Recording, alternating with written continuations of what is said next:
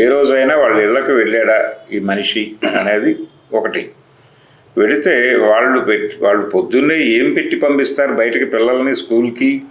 ఏమీ పెట్టరు వాళ్ళు. ఏమీ లేకుండా ఉంటే ఏదైనా పాలిస్తారు, లేదు అది కూడా ఇచ్చే పరిస్థితి ఉండదు. యాజ్ ఇట్ ఈజ్గా మోంగడిగా ముందు రోజు వండింది ఏదైనా మిగిలితే పెట్టి తోసేస్తారు ముందు బయటికి. దాంతో వీళ్ళకి పౌష్టికాహార లోపాలు ఉంటాయి. కాబట్టి ప్రభుత్వం దీన్ని పట్టించుకుని వాళ్ళకి ఇక్కడ పౌష్టికాహారం ఇచ్చేటువంటి బాధ్యత, చదువు పౌష్టికాహారము రెండూ ఇవ్వటం ద్వారా వాళ్ళని ఆ పనుల్లో నుంచి ఇంకొక పనిలోకి ప్రమోట్ చేయటానికి ఒక సహకారం. అంటే ఈ దేశ ప్రజల ఉన్నతి కోసం పాటుపడతామనే కదా వీళ్ళు ప్రమాణ స్వీకారాలు చేస్తోంది.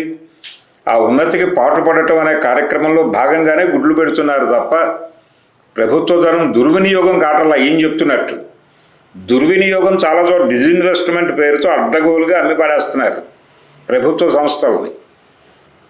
ఎకరా 900కి 9 రూపాయలకి కూడా ఇస్తున్నటువంటి పరిస్థితులు ఉన్నాయి ఈ దేశంలో.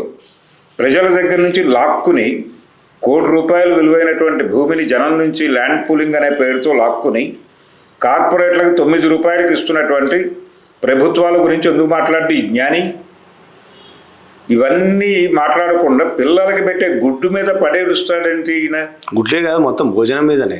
అసలు అన్నం శోభనం పెళ్లి కొడుక ఏం మాటది? శోభనం పెళ్లి కొడుకులతో ఆ దళితుల పిల్లల్ని, కింది కులాల కూలీ కులాల పిల్లల్ని పోల్చడం అంటే ఏ రేంజ్ బలుపు ఉంది గరికపాటిలో అనేది స్పష్టంగా అర్థమవుతుంది.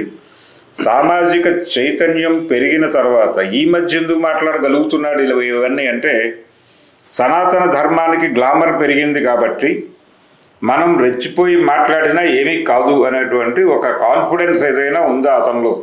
ఈ మధ్య చాలా మందికి ఆ కాన్ఫిడెన్స్ వచ్చినట్టున్నది. చాలా మందికి వచ్చింది. ఇలా కులాల మీద మనువాదం ఏదైతే చెప్పిందో దాని గురించి కులాన్ని పాటించటమే సనాతన ధర్మం, అంతకుమించి ఏమీ లేదు.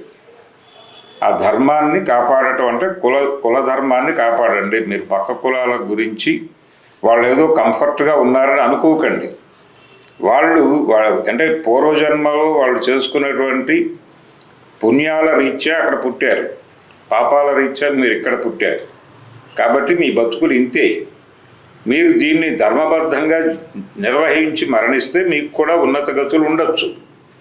అంతే తప్ప మీరు ఇలా అడ్డగోలుగా ప్రయత్నాలు చేయకండి అని చెప్పడం ఆయన ఉద్దేశం కావచ్చు.